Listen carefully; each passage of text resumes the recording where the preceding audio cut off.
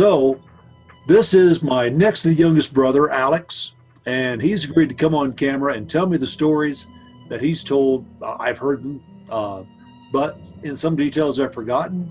And God bless Alex. He's decided to step forward and be the second Rainwater sibling to tell me on camera um, the stories that we all talked about growing up and things that I didn't know about because I was gone so long. There's a 9-year age difference. Remember, I'm 59, he's 51. So he experienced some things that I didn't see. Alex, so we're just going to go chronologically. And I'm only 50, not 51. How old are Get you? it right.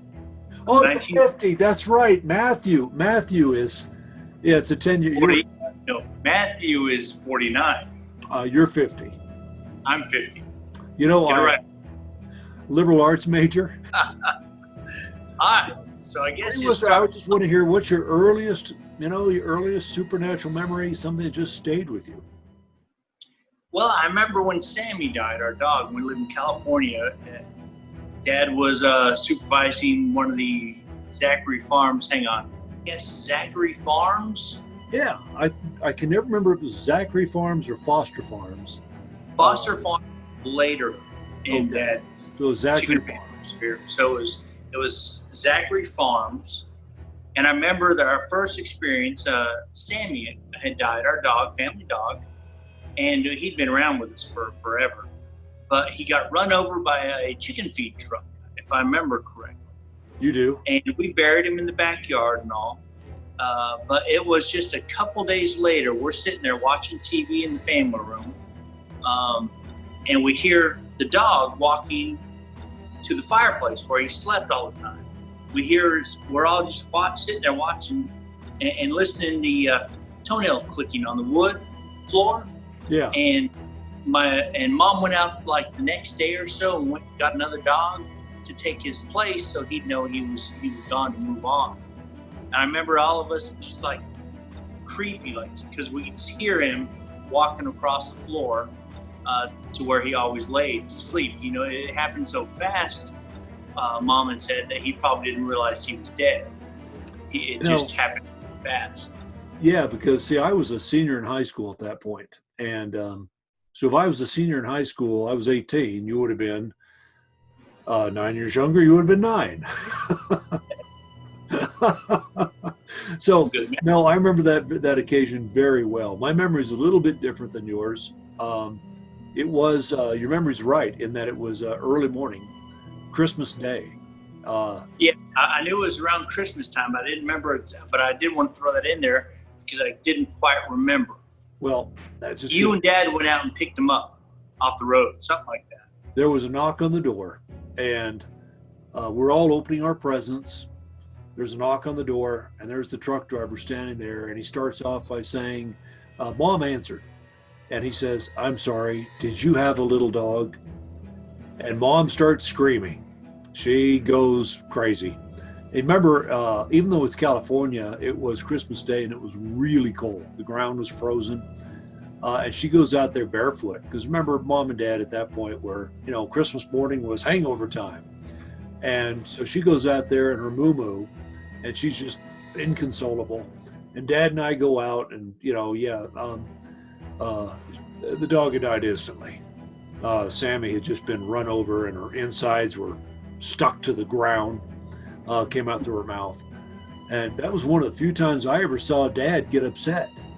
So he and I scraped her up off the ground and went in the backyard, dug a hole, which wasn't easy given the frozen ground, and buried Sammy. Now, I remember Mom and me sitting that very night. It wasn't a couple of days later. I remember it being that very night. That could be just faulty memory on me.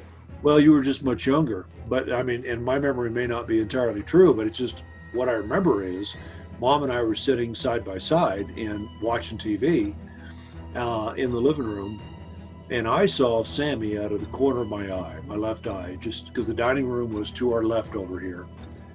And I saw her sitting in a chair panting, just a little, and she was a puppy, by the way. We hadn't had her that long, but she was an extremely loving, loyal puppy who, whenever everybody got off the school bus to come walk home, she would pee all over the place in her excitement, Um, and other than that, I remember exactly what you were saying. Is that um, I said, well, anyway, I saw the dog sitting there, and I said, "Mom," and she goes, "Do you see Sammy sitting in that chair?" And I said, "Yes, yes, I do." Um, and my memory is not that you guys saw him as well, but of course everybody did, and we heard Sammy. I remember seeing like a little black streak, a shadow moving around my legs.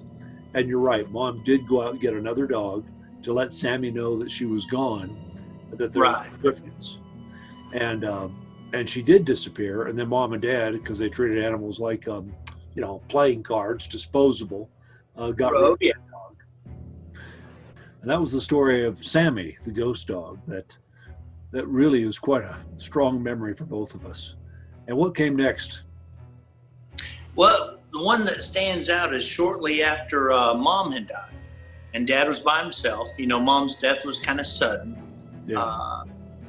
They flew me in from Aubrey Sylvia I was working with over in Mississippi area, and they flew me over to, because she was in the hospital. And next thing you know, she's dead, and so Dad's all of a sudden alone. Hold on. I didn't remember that they had to fly you in. I flew in from South Korea. God bless the Air Force. They did a heck of a job getting me there in 24 hours. But I thought you lived there at the time. No, I didn't live there at the time. Okay. I was off on a job site, working with Aubrey Silver. We were out 10 days, in for 4 days. But anyway, so I moved back home, head back home, and so Dad wasn't alone. Because it was a tough time for him as long as him and Mom had been married. Yeah. So I'm upstairs, and we had two stories in the house we lived on, Roy North Road. And I was sleeping in the one with the skylight in the ceiling, the bedroom, where the had the vanity and off to the side and a big closet, and the bathroom was attached. The second bathroom was attached to that room. Okay. Anyway, so I hear the bedroom door open, Dad getting up, like he always did. They were big coffee drinkers, Mom and Dad were, and I heard Dad get up out of the bedroom and walk over to the kitchen. I mean, you could hear him going to the kitchen. So I yelled downstairs to Dad, "Hey, go ahead and pour me a cup. I'll be down there in a second," as I'm getting dressed real quick, just throwing some shorts on. So it's morning time, sun's coming through the skylight.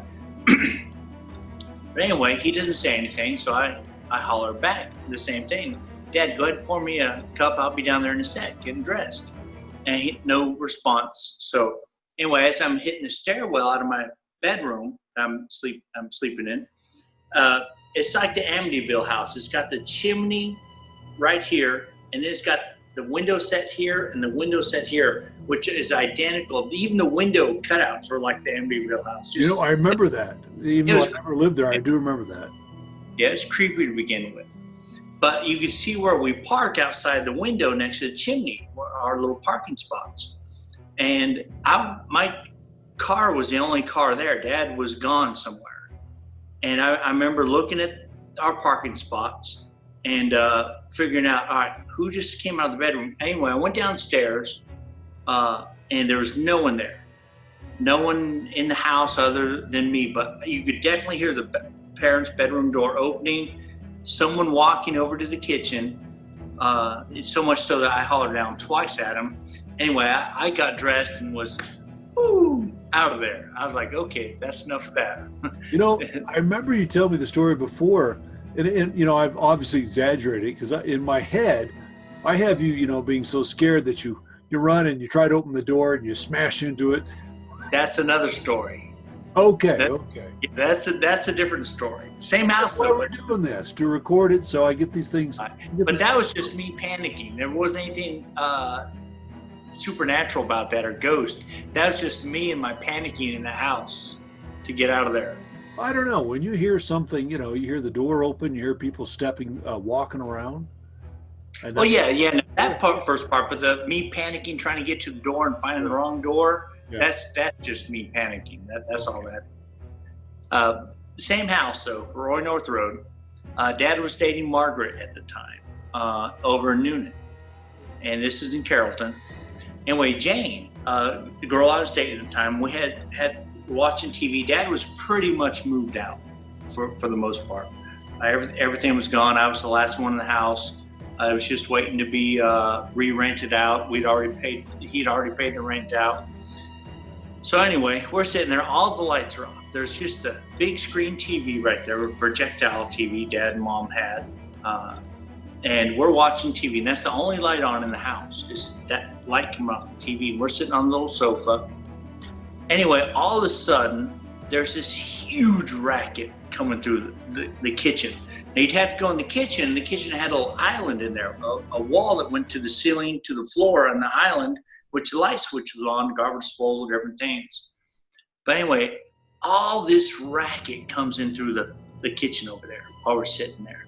And I mean, it sounded like papers, everything just being thrown around, huge ruckus. So the only thing that I had to grab was one of Dad's ashtrays, which was one of the old plastic white sand-filled bottoms, plastic top with a metal little insert for the, set your cigarette on. Hey, we should set the year. What year is this? Oh gosh, Ralph. Well, it would have been, if she died in 89, it would have been 89, 90. Probably 90, 1990, 91, something like that. Well, it'd be 90. I mean, probably 90. Yeah, because you weren't there that long. No, I wasn't there that long. So anyway, there's all this ruckus, and I grabbed the only thing that's right next to me is Dad's old ashtray with a sand-filled bottom. And I grab it. I didn't care where the ashes fell at that point in time. I'm getting ready to go into the door. It's all dark in the kitchen doorway from the living room to the kitchen. And Jane is she's on my shoulders. I mean, man, she's got me tight, falling right behind me. Yeah. Because something's wrong here. And you have to step into the doorway to turn the light switch on. And so, I'm getting up the nerve to turn that thing on real quick. And I'm like, whew, turn it on. And as soon as I turn the light on, everything quit. I mean, it was quiet. I look around, there's nothing out of place whatsoever. Everything is where it should be. No trash is any, I mean, it's like it was. But the noise quit just as soon as I turned the light on. Right. Jane, she was like, Alex, I'm leaving. I'm going. And I said, hang on, let me grab my stuff. I'm going with you. And we headed out. She was living at the dorm at the time because she's a college student. And so that's where we spent the night. It was like, I'm out of here. Yeah. Want to spend another day in there. There was nothing out of place. It was just all noise. Nothing out of place. Just a bunch of noise. Like there should be papers and utensils everywhere by all the noise. But there was nothing. As soon as I hit that light, it was dead quiet. So let's continue with Roy North Road. That was a haunted place. Go ahead, Alex. So anyway, there's one other time. I'm in the shower. It's actually during the day, so I'm not worried about anything. Mom had probably been gone maybe 6 or 7 months. Dad was no longer there. He was dating Margaret regularly, so he was not there hardly at all. And I was actually in the process of helping Dad sell stuff like the fridge, TV, sofa, things like that while I was living there. So shortly before I moved out. But anyway, I'm upstairs showering. I'm working with, still with William L. Bonnell. I'm showering because I just had gotten up. And the shower had a sliding glass door. It was a regular shower tub combo, but instead of a shower curtain, it had a sliding pebbled glass door, so you couldn't really see through it too well. Right. But anyway, so there I am, I'm showering, and all of a sudden, it gets darker in the shower, like something's blocking out the light. And I remember rinsing my face off because I noticed a difference of light. And I'm thinking it's just a cloud or something going over, because I leave the bathroom doors open because I don't like being closed in those areas at the house particularly. So I thought maybe it was a cloud or something going over the skylight window, just blocking out some light. Anyway, I remember rinsing off my face, and there was somebody standing outside the shower door. It was a definitive silhouette of somebody standing there. And I remember panicking, not knowing what I should do. Do I open this? Do I holler out, who is it? Not knowing what to do whatsoever. I was just kind of frozen in time. Did you have any kind of idea of, was it male or female or anything about No idea. I was guessing it was male by the size. And what comes to mind is Mom had frequently seen a black man passing through the house. That's right. I forgot about that. You're right. Big face and doing her hair before she went to work at Sony Music. And we had that room that set off from the room I was staying in, the vanity room, with all those vanity lights and big mirror. And I remember her screaming one time about some black guy passing behind her in the Star Wars. But anyway, that was the only impression I got, that might be that person that was standing there. Not interacting, not doing anything, just stood there for a moment. And I remember thinking, what do I do, what do I do, what do I do? And then it was gone. So the problem was solved, but it took me several minutes before I got the courage to open the door, look around, and make sure the coast was clear before I boot scooting, scatter out of there. Is that what you did? Pretty much, yeah. Because I remember I was frozen and feared I mean, you can imagine you're a beveled glass shower door. Someone is standing on the side of it. No, just a silhouette, dark silhouette. There's no one there. I mean, it's not a person because you can't see color or anything. It's just a dark silhouette. And I remember getting the heck out of there. Alex, I would have yelled. I mean, honest to God, I would have probably lost my. I would have. I would have screamed like a girl and take off running naked. No, well, once I realized it was clear, I got out of there. Trust me. But when you're petrified, scared like that, you just freeze up. You don't know what to do. I mean, it's just in a frozen manner. So that was the last incident that I remember on Roaring One. Now, let's see here. I'm sorry. Let me read okay, that's our house. Now, okay, the one other incident that I've had. Now, you hear about people associating smells with certain incidents. I had a incident last weekend. I was fishing, and I had this strong aroma of something. And it brought me right back to that person. And that I'm on the lake by myself fishing. And for that aroma to come over me, it's like, yeah, there's something, So anyway, that leads into this story. I was still dating Tracy, and she was living in Carrollton. I was living in Noonan now. I'd moved to Noonan with Dad and Margaret, temporarily staying in there. I wasn't in my apartment anymore. So anyway, it's probably 12:30 at night. I'm leaving Tracy's place, going from Carrollton to Noonan, crossing Chattahoochee. I'm in my Blazer. It's an older style Blazer that I'd bought from Matt, from our brother Matt. Right. He was stationed away in the Army. Anyway. At this point, you'd be what, 20? 21, 22, something like that. Okay. So I'm going back home to Noonan, from dating Tracy that night, and this strong smell of the ICU, which is the smell I associate with Mom, because that's smell from ICU with her death. So whenever I smell something like similar to that, that's what comes to mind is Mom's death, or Mom rather. So I'm driving just past the Chattahoochee Bridge, and I smell this overwhelming smell of the ICU unit that Mom died in. And so much so, I pulled over. I mean, it's totally dark. It's middle of the night. I pull over, open all my doors up in the Blazer to air it out. And I'm walking around the vehicle, checking, make sure there's no one in the back seat, making sure Mom's not in the back seat, getting ready to grab that wheel and go, watch this, boy. No, I understand. That's exactly, anybody that is watching these videos, and if you watch, you'll have seen Chris's first. their mom keeps showing up in these stories, and they're not complimentary because most people would be like Alex just now. You know, most people thinking of their dead mothers isn't that they're going to show up and grab the wheel and kill you. Yeah.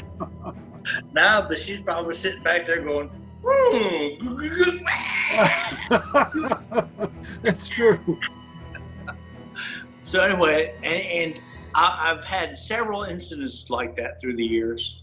Of I get that ICU smell, that medicine-y, I don't know, medicine-y death smell of a hospital, and every time it's that image pops up in my head. But that was the one time that I really, I mean, it was so strong that I pulled over, opened all my doors up to air it out, and just walked around the vehicle for a second, making sure there's no one in there, you know, with me before I traveled on further. Your heart had to be pounding. Yeah, it was more. Yeah, I don't remember that emotion, but I do remember getting the heebie-jeebies. Yeah. More of the heebie-jeebies of you know, like, ooh, you know, that's mom around me or something. Well, you know, the problem there is you're trying to be, you're a young man. You're trying to be manly. You're also trying to face the fact that you know, you got this horrible situation. Maybe your dead mother sitting in the back seat. So, you know. And that's what you picture, thanks to Hollywood and everything else. You picture the worst. You don't picture the best, like she's back there guiding you and keeping the deer out of your path or anything. Yeah. You think of, oh, F you're going to die now. Ah! That's not Hollywood. That was mom. Hollywood helped. But she would have been a great actor as a horror film ghost. Oh, yeah. Yeah, she's probably still doing that somewhere, let me tell you. Thus ends part one of my interview with Alex. Next, we switch to the experiences he's had as a grown adult, as a married man raising a family, in the home he bought over 20 years ago. Hope you enjoy it. Stay tuned.